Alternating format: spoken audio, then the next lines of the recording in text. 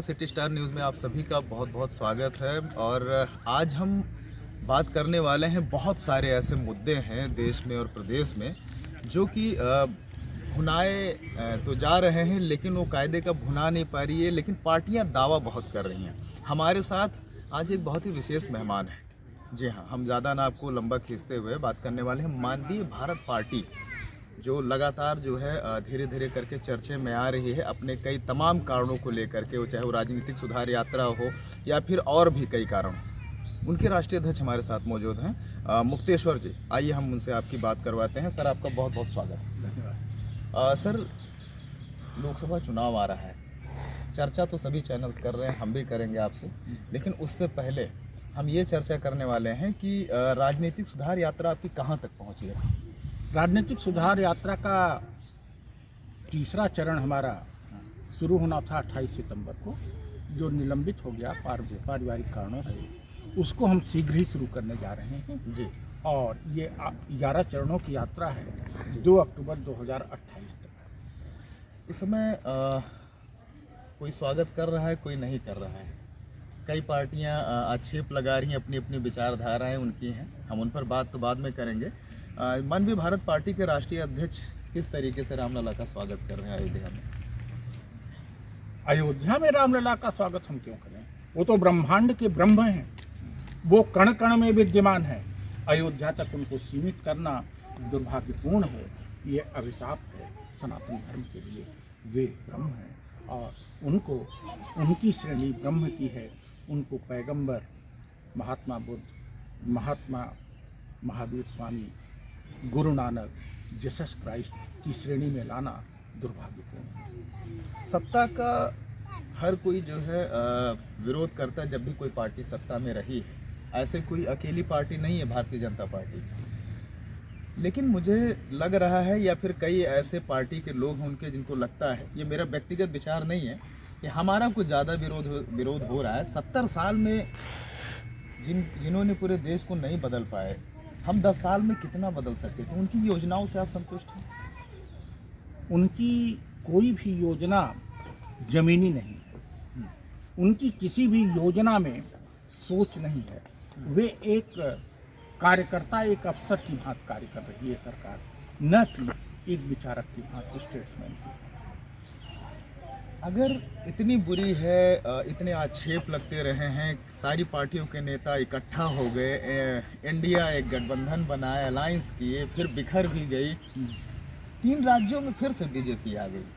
लोकतंत्र पर आप हमला कर रहे हैं या वहाँ की हमारी जो देश की जनता है उसके ऊपर, यानी आप सीधा मुक्तेश्वर जी प्रश्न चिन्ह उठा रहे हैं। अगर तीनों राज्यों में बीजेपी जीत करके आ रही है तो फिर यानी जनता वोट दे रही है। सर, निश्चित रूप से जनता वोट दे रही है। हम जनता को कुछ कहें इसके पहले इस राजनीतिक व्यवस्था पर प्रश्न लगा रहे हैं। हमारा मतभेद सरकार से नहीं है, हमारा इस राजनीतिक व्यवस्था से मतभेद है। इस राजनीतिक व्यवस्था के तहत अगर हम भी सत्ता में आएंगे तो हम भी कुछ नहीं कर पाएंगे। और आपने कहा कि 3 राज्यों में जीत गई, आखिर इनके सामने कौन था? क्या जो लोग इंडिया गठबंधन के रूप में आ रहे हैं, ये लोग गड़बड़ नहीं है? नीतीश कुमार को लेकर कोई गठबंधन क्या अमित शाह और मोदी से अच्छा हो सकता है? जैसे अमित शाह, मोदी, योगी, वैसे ही नीतीश, शरद पवार और अखिलेश और मायावती को लेकर चलने वाले गठबंधन हैं। तो इसके परिणाम तो कुछ भी आएगा। 2024 को जहाँ तक मैं देख रहा हूँ, हम तो देश के लिए शुभकामनाएं व्यक्त करते हैं। हमारे लिए बहुत बड़ी चुनौती है। इसलिए चुनौती है कि 2024 का जो भी परिणाम आएगा, अभी तो हम प्रासंगिक ही नहीं है चुनावी रणनीति में। अभी तो हमारी यात्रा चलेगी, हम प्रासंगिक होंगे 26 के बाद 27 और 29 में। अभी एनडीए प्रासंगिक है या इंडिया गठबंधन प्रासंगिक है। अगर एनडीए फिर आ गया तो नरेंद्र मोदी एक ऐसा तानाशाह बनेगा जो हिटलर और मुसोलिनी को भी मात देगा, जो उत्तर कोरिया के शासक को भी मात देगा, और बीजेपी पर कोई अंकुश नहीं रह जाएगा। और अगर नरेंद्र मोदी हारते हैं, जिसकी संभावना थोड़ी कम है, तो ऐसी स्थिति में क्या उत्तर प्रदेश को बर्बाद करने वाले, शिक्षा को बर्बाद करने वाला,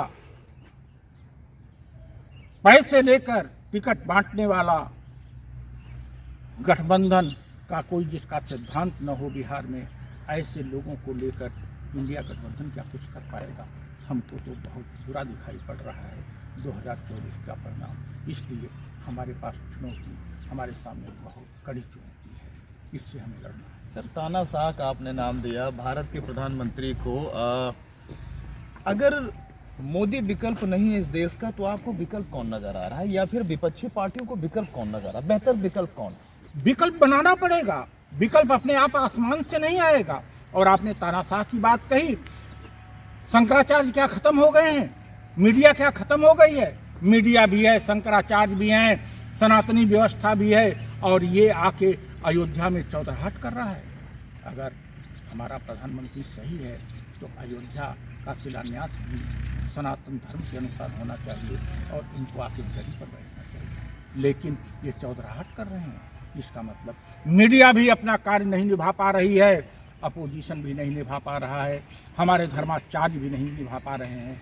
इसीलिए तो सनातन धर्म के लिए प्रॉब्लम है। ये सनातन धर्म को बचा नहीं रहे हैं, ये सनातन धर्म का विनाश कर रहे हैं।